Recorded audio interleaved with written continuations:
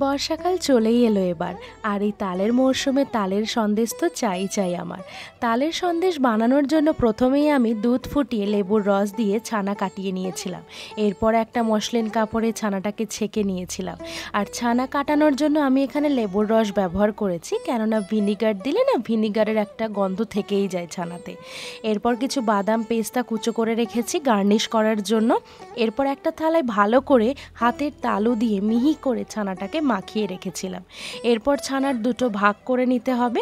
কড়াইয়ে তালের পাল চিনি জল দিয়ে পাতলা একটা টেক্সচার বানিয়ে নিতে হবে। এরপর কিছুটা বাটিতে তুলে নিয়ে আর বাকিটাতে মাখিয়ে রাখা ছানা, এলাচ গুঁড়ো, চিনি, কর্নস্টার্চ দিয়ে ভালো করে মিশিয়ে নিয়েছি। এরপর ঠান্ডা হয়ে এলেই মিশ্রণটা গোলাপ জল কেশর আগের ছানার সাথে সবটা ভালো করে মাখিয়ে হাতে করে পাক দিয়ে উপর থেকে একটু তালের ফল, পেস্তা বাদাম আর কেশর দিয়ে গার্নিশ করলেই রেডি তালের সন্দেশ। Please subscribe.